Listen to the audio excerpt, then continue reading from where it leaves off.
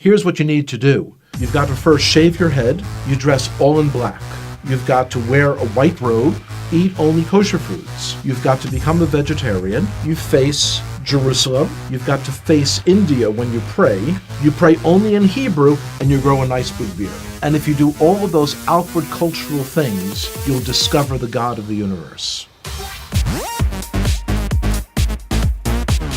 And I'm thinking, this is crazy that someone thinks that they can force their culture on God, and that God's going to be impressed by what you wear, what direction you face when you pray, what you eat, and all these sorts of things.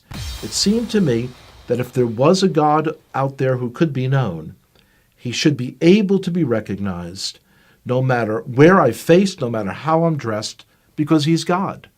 Growing up, we always understood that we had our Bible and the Gentiles had their Bible, the New Testament, and that they were two completely separate books. Because the only people I knew who were believers in Jesus were all people in our public school who were Italian Catholic, I imagined that Jesus was Italian. And so the understanding that he's actually Jewish was a shock. And then to hear that the New Testament was written by Jews, I couldn't believe it. My expectation was that the New Testament was like my grandparents had told me. It was a book on how to persecute the Jews, and something you should stay away from. Of course, when you're told you should stay away from something, curiosity gets the best of you, and you've got to see it. When I opened the New Testament, I was expecting to find a handbook on how to persecute the Jews. My grandparents had warned me that it was written by people who killed the Jews. That's what I was expecting to see, and yet when I'm opening it, I'm reading a story written by Jews about Jewish people. The New Testament was a fascinating book.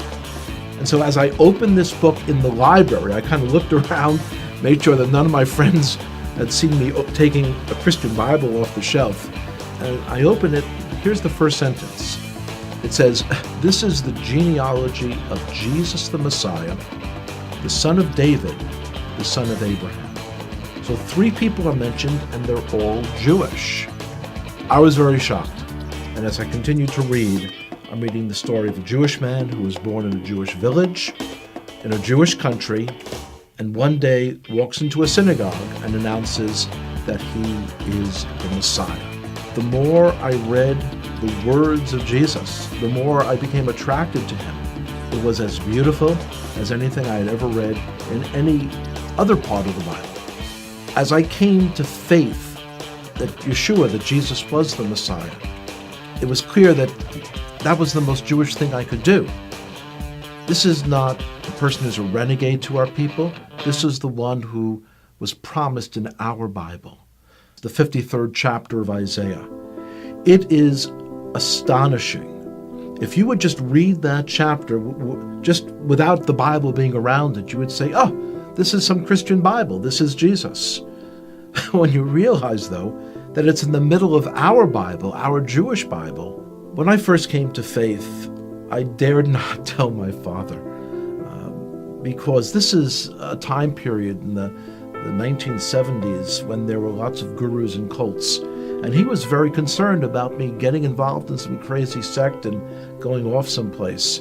So I waited for months, and when I finally told him, he was very skeptical.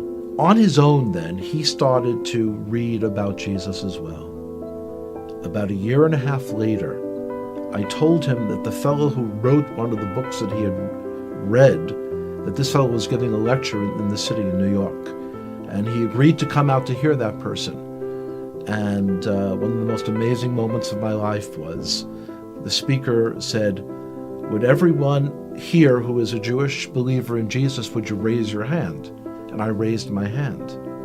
My father also raised his hand. And I looked over and I said, "Pop," he didn't say would all the Jews raise their hand. He said, would all the Jewish believers in Jesus raise their hand? And my father looked over and he said, yes, I heard what he said. The decision to come to faith in Jesus as the Messiah was not something that was a momentary lark. It wasn't something that was a passing fad. And I could see changes in myself that I knew were not from within myself. I had kind of tapped in to a truth for our Jewish people that was very powerful.